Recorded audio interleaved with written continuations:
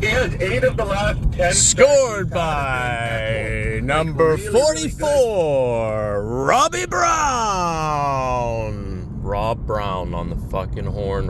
Rob Brown on the horn from Canada. He is the play-by-play analyst for the Edmonton Oilers hockey team, NHL. Let's hear him, shall we?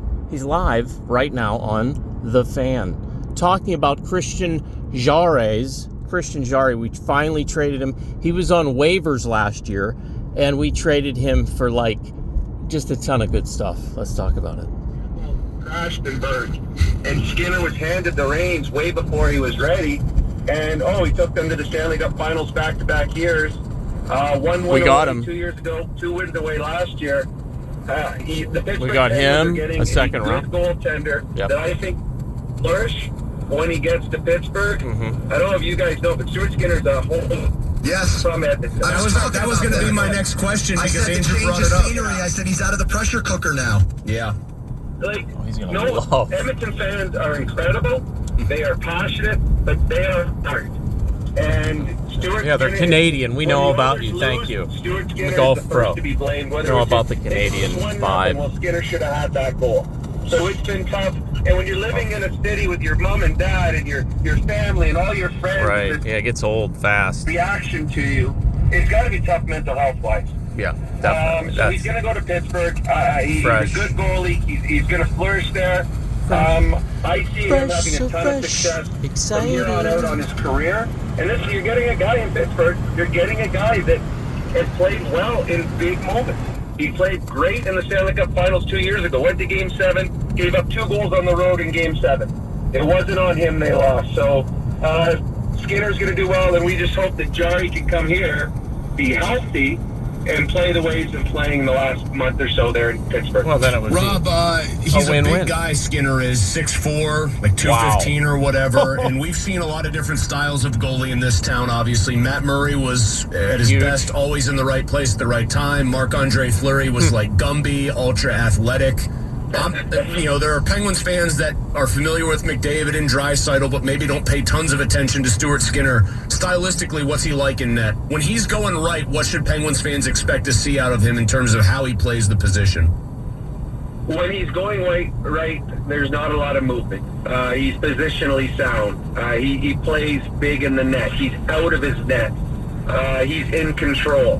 The one knock on Skinner is his lateral movement, left to right, right to left. If you go cross crease on him, he has struggled at times. And we do a podcast up here, and we had a goalie coach on today, and he talked about the fact that he believes that Jarry is a better athletic goaltender than Skinner is. No shit. But we know this. In Skinner's case, when the Oilers are playing bad defensively, they're really bad. So there are a lot of grade A chances going left to right, right to left. Yeah, and that's where he's getting beat. That's why they needed if you have Jarry. a sound defensive team, and the Oilers have been that the last 12 games, then you get a sound goaltender in Skinner. Right. And that's what we've seen lately. Yeah, he's a position player. If you play good defense in front of him, Skinner will reward you with good goaltending. Right. Well, so they're talking to Rob Brown, the former Penguin, who is an Oilers analyst, because there's some fans who say just like, basically put him in the press box and let the 2 young goalies play. I think he at least deserves a look here. And then the other guy they got back is Kulak, and I was telling everybody here this, Rob, the guy played 23 minutes a night in the playoffs last year and was a +9. He can't be that bad of a player, can he? Well, it's funny. So when the reaction, again, we do podcasts, I'm on all kinds of radio shows up here.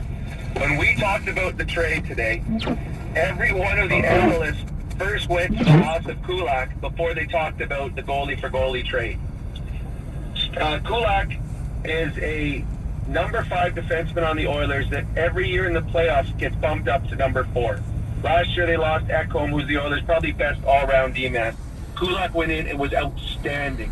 The Oilers defensively today are not as good because they lost Kulak. He was a big part of this Oilers defense the last couple of years in the playoffs. He is going to be excellent for the Pittsburgh Penguins.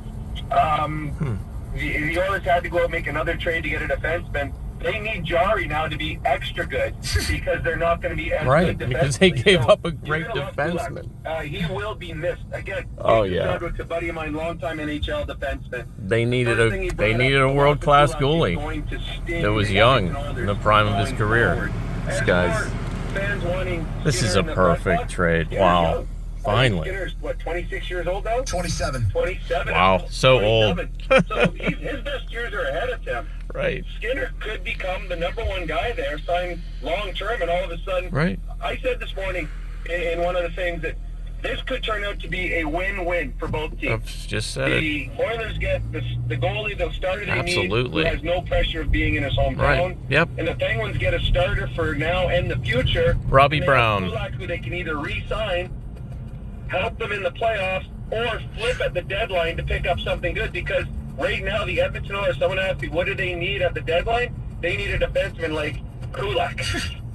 Rob, you say could be a win-win. I'm going to ask it this way. Right now in Pittsburgh, because of the scar tissue from numerous playoff meltdowns by Jari in his contract that they're getting off the books because Edmonton picked up all the money. There was no retained salary here. Penguins fans are ecstatic about this just because they see deal off the books. There's 2 young goalies in the pipeline, etc. Are Oilers fans happy about this trade, like as an immediate reaction here? It's funny. In Edmonton, there's no gray area for fans. So we have a guy named Evan Bouchard who is a defenseman. Yeah. In NHL playoffs, only Bobby Orr has averaged more points in the history of NHL playoffs by a defenseman than Evan Bouchard. They're tough and on in booing Edmonton, him. Half the fans love him, half the fans hate him. There's no that, he's okay. And that's the same with Skinner. They either love this trade or they hate this trade. Nobody is on the fence on this trade. The fear in Edmonton right now with the Jari trade is the one thing that Stuart Skinner is.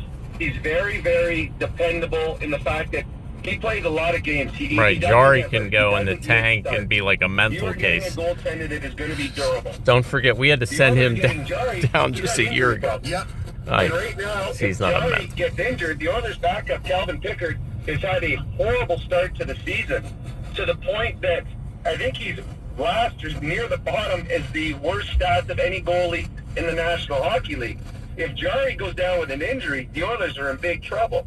And the other factor, and you just mentioned, we're stacked. Stuart Skinner has had up and down moments in his career. He has also taken the Oilers to Game 7 and to Game 6, the last 2 Stanley Cup finals. He's 3 wins away from having 2 Stanley Cup rings. Yes, we're very aware. And I'm a Penguin fan because of my time there. I've watched the Penguins the last number of years in the playoffs, and I have seen the problem with the Penguins, who have outplayed teams in the playoffs, is they've got out-goalied in the last number of years in the playoffs. Most and definitely. That's the one fear, if you're an Oilers fan right now. Did you give away a goaltender that is up and down, but has played in big moments, for a goaltender that has yet to prove he can win a big game? Former Penguin turned outstanding Oilers analyst Rob Brown. Way to go, Robbie.